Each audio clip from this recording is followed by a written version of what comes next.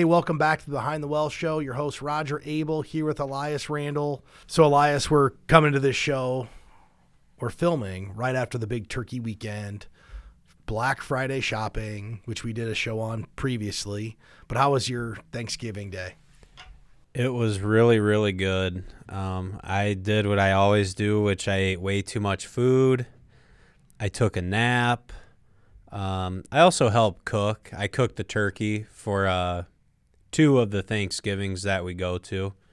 So I'm kind of an amateur barbecuer / smoker. So I made 2 turkeys this year. Both were delicious.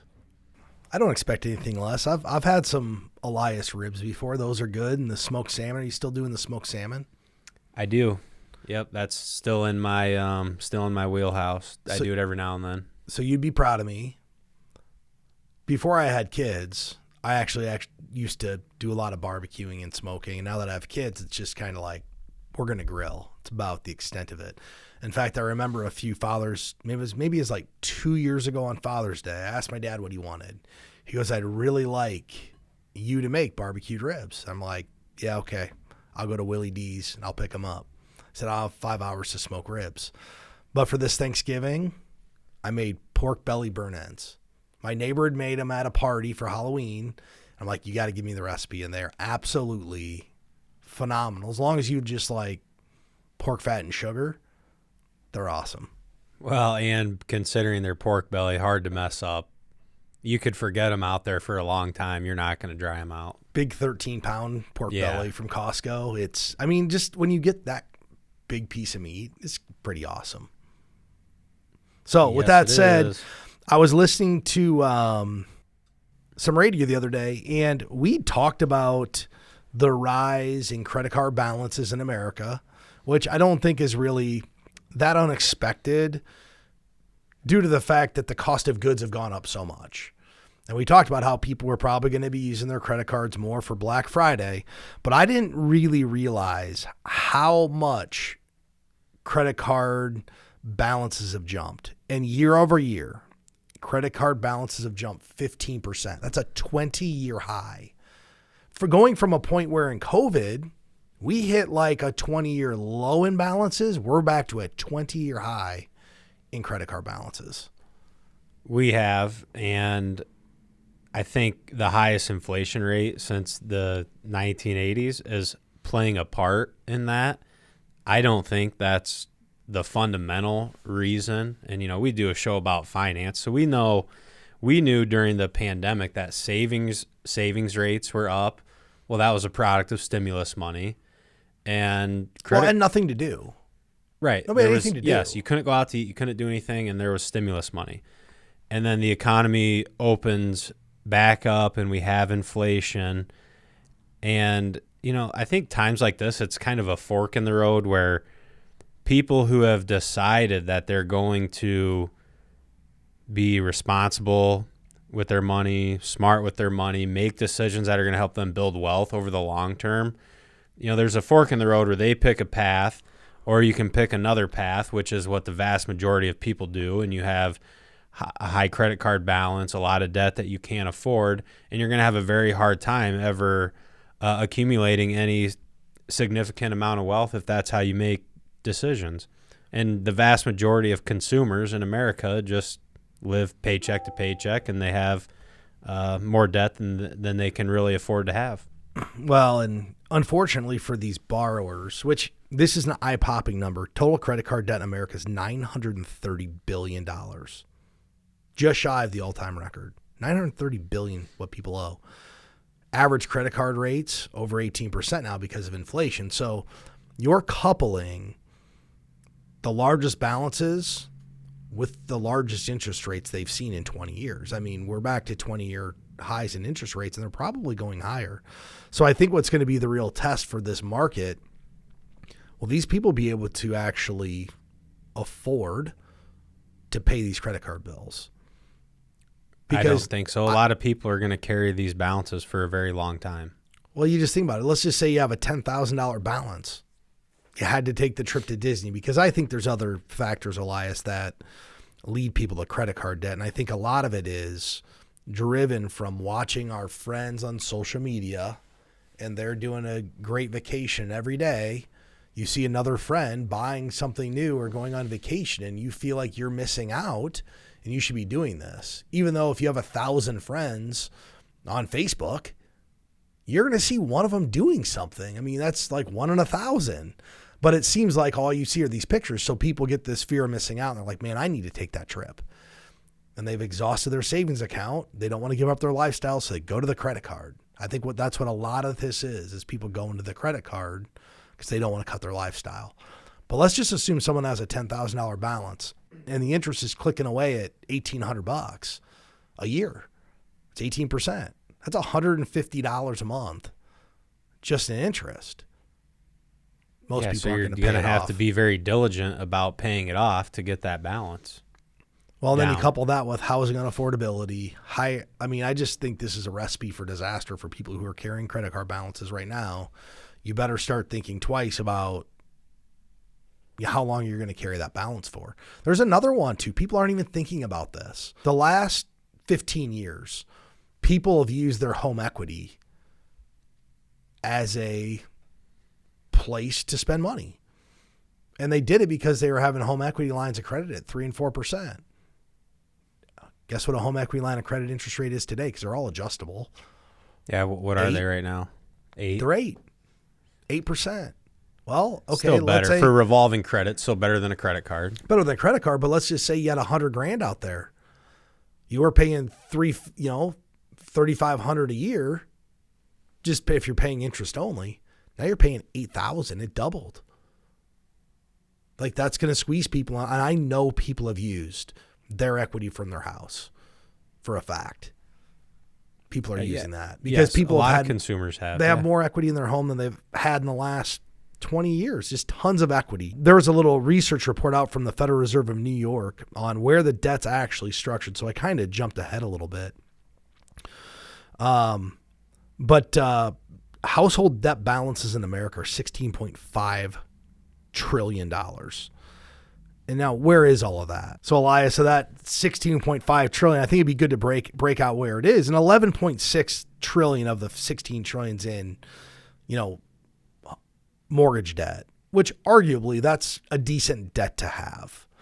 It's a $1 trillion increase from the previous year. Number two, home equity lines of credit. HELOCs have about $322 billion out there of that $16.5 trillion. Auto loans, $22 billion. Other debt is about $1.57 trillion. So people just have a lot of debt in America. Yes, a typical American family does have a lot of debt. I mean, we're a nation that's very consumer oriented. We're the best consumers in the world, but I think maybe some of the messaging from this, and I guess things to think about is, okay, let's talk about this. How do people that have any significant amount of wealth or they've built up something in their life, how many of those people are carrying debt that they can't afford? Are there people that use debt as a tool to build a business or to accomplish different goals and things? Yes. But if most of your debt is tied up in home equity line of credit to do a remodel or credit cards to continue your lifestyle, even though maybe you can't afford it, and even auto loans, to me, that's a lifestyle thing. You can have a car loan or you can have a car that's paid off. You could maybe be somewhere in the middle. You have a nice, reliable car that has a payment you can't afford, right? That's an option too. Well, the average car payment's over $700. Who can? Not that many people can actually afford that. Just think you have a household income of $100,000 after tax. You're bringing home like $6,000. Yeah. You're spending 10 to 15% of your money. If you have 2 car payments, $1,400. Spend 10% of your money, 20% of your money on a car payment. Right. So if you can get to a point where, and plenty of people are, where you can manage your debt appropriately and save some money. But you think about like a credit card. So credit cards, to me, are a great example of that is a product that works big time against you. So here's a good question. You're going to take on debt at 18%. So that's like compounding interest working against you. How many people would like to own an investment that paid out an 18% yield or went up 18% a year? I'm pretty sure everyone. I watched a Warren Buffett clip on YouTube, this exact question. He goes, sometimes the best investment is paying off the debt you're paying 18% on. That's better than an investment, because your exact question, where are you going to get 12? He said, if you come to me and you have good credit, I'll loan you all the money you want at 12% interest. Because that's the best investment he can make, is loaning the money out. Yeah. And people don't think about it that way. You know, it's been fueled by low interest rates and marketing. I think about, do you do any shopping online? Very little. Okay. Do you know what a firm is? A firm? A firm. No. Okay. You don't shop online then for large ticket items. But there's a website I go to buy like fishing electronics and things of that nature. Just call it fishing equipment.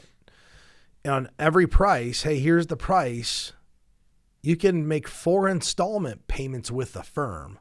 So it's another credit device. I don't know if it's necessarily a credit card, but it's a financing company taking large purchases and breaking them down for individuals. Then it's no interest as long as you make the 4 payments. If you can't afford the $1,800 for the fish finder today, how do you think you're going to afford it in 4 months? And if you can, why won't you just save the money to do it? Payments. That's how you can do it. Payments. Through payments. But it's the same thing as saving the money for 4 months. And guess what? It's Iowa. There's no place to use this thing. Right now, yeah. There you go. But so I thought it'd be good, though, today to cover a little bit that if you have credit card debt, how do you get out?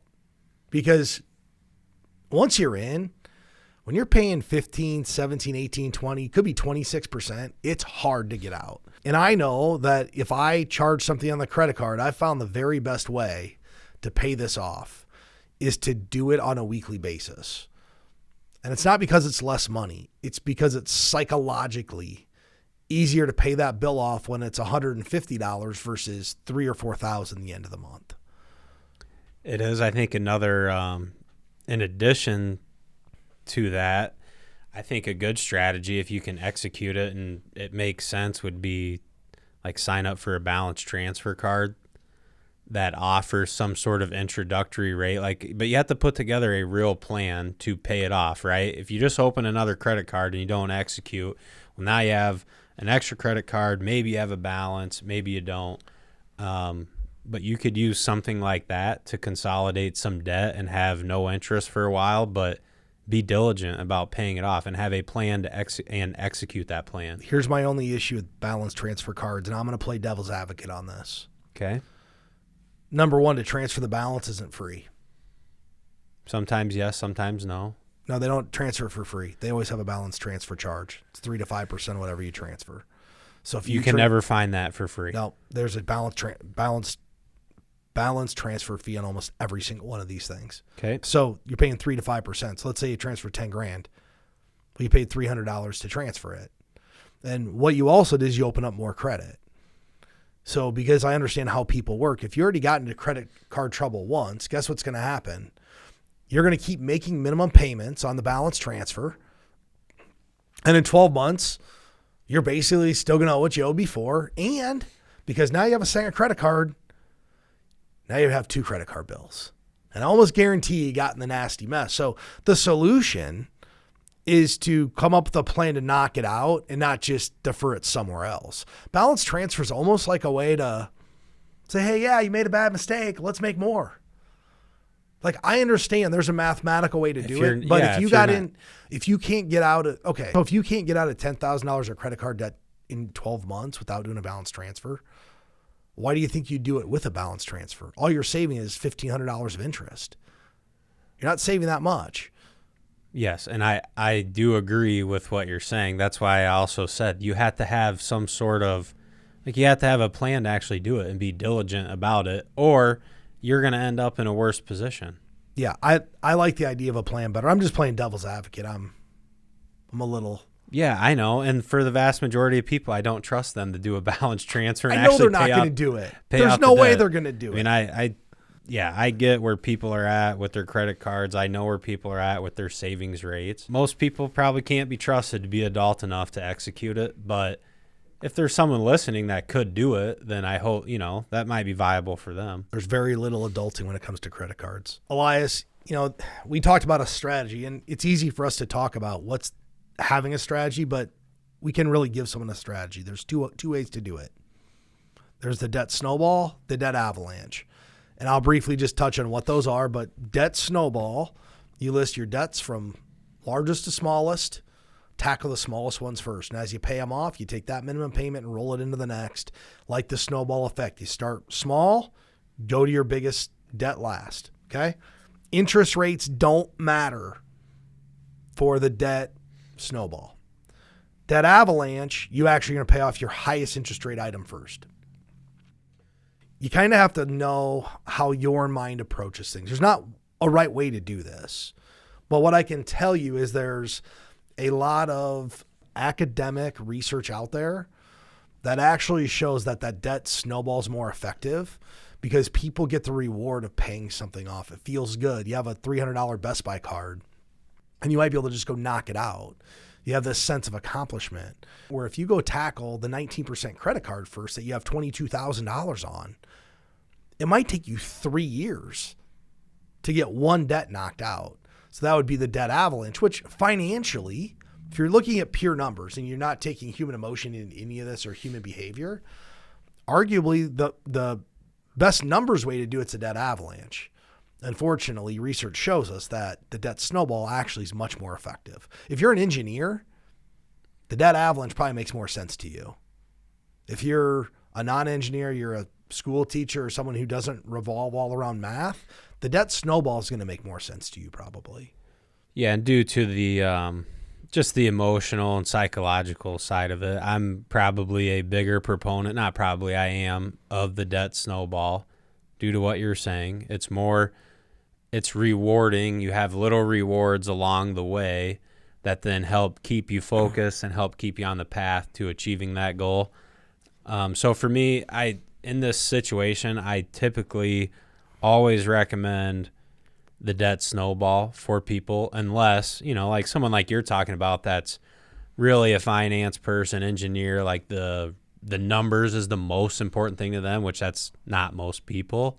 I'm going to recommend the debt snowball 9 times out of 10. So, Elias, one of the things I think is really leading up to a lot of this increased credit card debt in general is over the increase in cost to live. I mean, we feel it everywhere, but one of the hardest places people are being hit right now is home ownership. It is vastly expensive to own a home right now. In fact, Redfin, which is a housing data company, just came out with a study, October of 2022, the annual income needed to afford a median priced home. This was actually shocking to me. Average income needed to $107,000 household income to afford the median priced home in America. That is a lot. Yeah, that's gone up a lot the last few years. It's gone up 45% from a year ago. A year ago, it was $73,668. So here's what we're starting to here's the questions that people are starting to ask. Should we own or should we rent? And I think there's more discussion into that versus just should I own or rent? I mean, my feelings on your home. It's not an investment. I believe your home is a lifestyle. It's a lifestyle asset. It's how you want to live.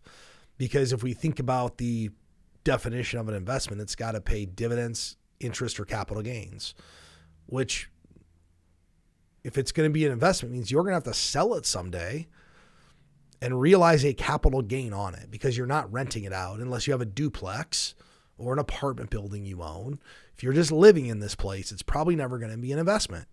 So the question becomes, if it's lifestyle, should you buy or rent?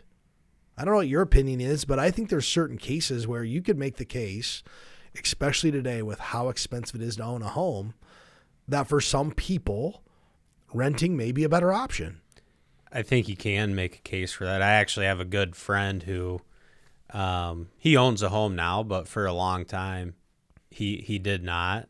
And he said, I'm always going to rent because I want the flexibility of being mobile. If I get offered a job somewhere and I want to take it, I don't want to be tied with a house. So I think you can make that argument. And the other part of it, he always said was, well, to me at this point, what's the difference? I'm either going to rent my house from the bank essentially through a mortgage, or I'm just going to rent it from a landlord, and I want the flexibility more than I want home ownership. So that's a lifestyle consideration. There's also stages of your life, right? Maybe as you transition, you may get married and start a family and then decide, okay, I know this is where I want to raise my family. Well, if you're going to have a couple kids, you're at least going to be there probably 20 years. So is that enough time to actually pay down the balance and then maybe have something that you could sell someday and realize some sort of gain? Maybe it might work out that way. In general, I do agree that I don't think there's just an answer. What's better, buying or renting? I mean, if you can afford your rent and you're living in the type of place you want to live, in a location you want to live, and you have no interest in owning a home, I don't know why anyone would say, okay, well, buying is better than renting. Yeah, I agree with you that the question becomes two things. How long are you going to stay at this place? One, how stable is your job at this place? And three, is this like a lifetime place? If you're going to be somewhere for 15 or 20 years and you want the responsibility of owning a home, because people who've never owned a home before don't realize that it's not just the payment. There's a lot more to it. My dishwasher started making a weird noise last night. My wife goes, should we call the technician? I go, no, just go buy a new dishwasher. Because the technician's going to charge you $150 to come out. It's going to be some little screw that's $230. So you're going to be $450 into this thing. And you get a new one for $800. And you might find a sale now because, there's extra inventory of some of this stuff. In fact, when I called my wife, she goes, I'm trying to do a video for the home appliance place because they literally said, well, maybe we can just hear what the sound is because maybe we'll know versus coming and charging you a $150 service call. But my point is people who own homes don't think about that. They don't think about the yard maintenance and the new roof and all the stuff that goes into it. It's not just the cost of owning a home. And, I used to have a second house. I underestimated the cost of a second house. And the workload, right? That's what we used to talk about a lot. Yeah. I ended up going on vacation. The first day and a half was like power washing at this other place. It wasn't vacation. Go on vacation so you can work for 15 hours the first 48 hours you're there. I worked harder at that place than I do at my house where I live all the time. So I told my wife, we're going to do something different. So we sold that house and we're going to look for a condo or something that is maintenance free. This summer, we're just renting. We're doing exactly what we're talking about in this article. We picked my girl's favorite resort, and that's where we're renting for 3 weeks this summer. That sounds fun. We'll see how that goes. Maybe we'll just continue to rent. But so home ownership's not just the payments. It is, can you actually afford to maintain this place? Because guess what happens if you factor in just the payments and something breaks down? Where's the first place someone puts that new dishwasher? Credit card. Right on the Visa card at 18%. So that or you get the teaser rate at the appliance store for, no interest financing for 12 months. And then you don't pay it off and you paid all the back interest and now you're at 26%. Yeah, that can happen too. That's what happens most of the time. So home ownership has gotten very expensive and you just it's a personal decision. I like owning a home, but I could see at some point where maybe I'd rent. I mean, if I was retired, maybe renting's the way to go. You live somewhere for 3 or 4 years and move on to the next place and experience bunch of different places all throughout the world. It's probably not a horrible route to go. Yeah, I can tell you, once I get to that age, I want no yard to take care of, no snow to worry about. So that'll probably be the move for me. And I always thought I'm going to have a house out in the country, which we kind of live out in the country. We have our home. It's on an 1.5 acre lot. It is outside of town in a neighborhood, though. And you think that's great until you actually start living that life. because of just the mowing and taking care of the long driveway. It just gets to be a lot. It's time consuming, and I don't mind doing the work. Like, I'm just like anybody else. Do I like driving a lawnmower and mowing? Yeah, it's kind of fun. But do I really want to spend an hour every single week doing that? No, not particularly, especially when you have little kids, right? There's a solution to that. It's called Culver's. And that's not the sandwich shop. No, I know. But I'm just saying, I'm just going along with your point that there's a lot more to it. You think, like me, I thought I wanted all this stuff at one time, and I could actually go for simpler now, especially with little kids. I wouldn't mind living in a condo or an apartment that's downtown or something. I don't think that's what my family wants, but I know I would like doing that. My wife and I, we have this discussion all the time. The day our daughter graduates high school, we're going to a condo. I don't do yard work now. I delegate. I don't own a mower. I don't have a snowblower. I delegate all that. So why wouldn't I just go to a condo when the girls are out of the house? Doesn't mean... You probably should. Well, that's the plan. Or like an apartment above a really nice coffee shop. Wouldn't that be a good place to live? Just go downstairs and get a coffee. It'd be like Friends. You just go to the local coffee shop every day and you're a local. There you go. I don't know. I mean, I'm down for that.